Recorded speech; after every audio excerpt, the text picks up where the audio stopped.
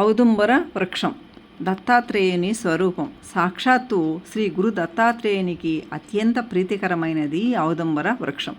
ఈ చెట్టు మూలంలో దత్తాత్రేయుడు నివసిస్తాడని భక్తుల ప్రగాఢ నమ్మకం. ఈ చెట్టు పరిసరాల్లో నిరంతరము ప్రాణశక్తి విడుదలవుతుందని, అంటే ఆక్సిజన్ నమ్ముతారు. ఈ చెట్టుకు ప్రదక్షిణలు చేయడం వల్ల అపమృత్యు భయాలు తొలగిపోతాయని అందరికీ నమ్మకం అండి.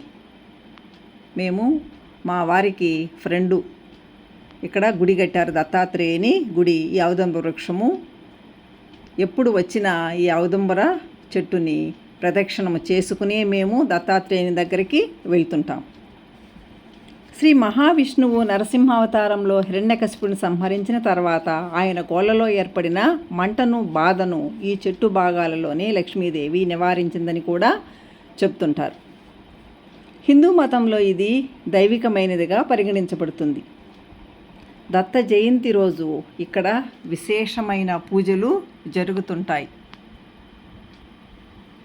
దత్తాత్రేయుని ఆలయంలో ఈ చెట్టుకి విశేష పూజలు జరుగుతుంటాయి. అందరూ చూడదగిన ప్రదేశం.